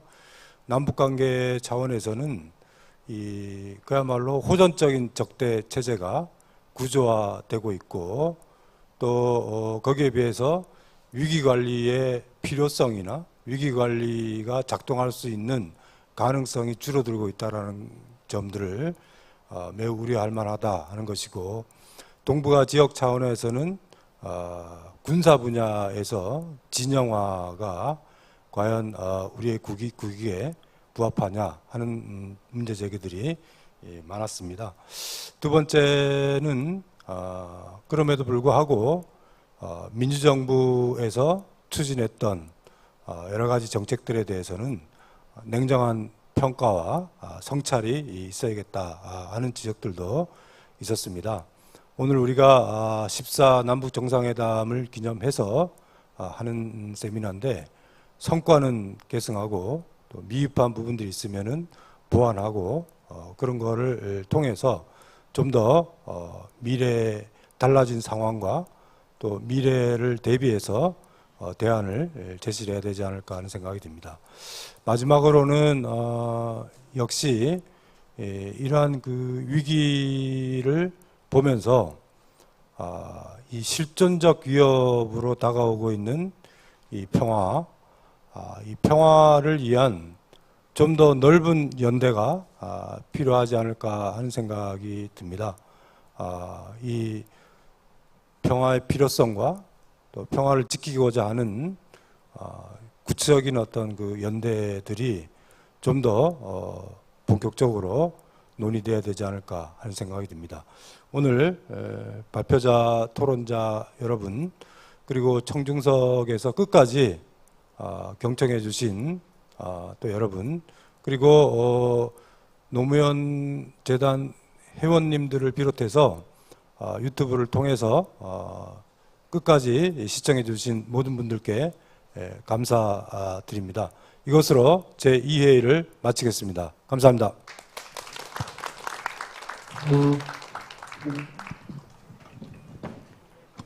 네, 참석자분들 기념 촬영이 있겠습니다. 단상 앞으로 나와주시면 감사하겠습니다.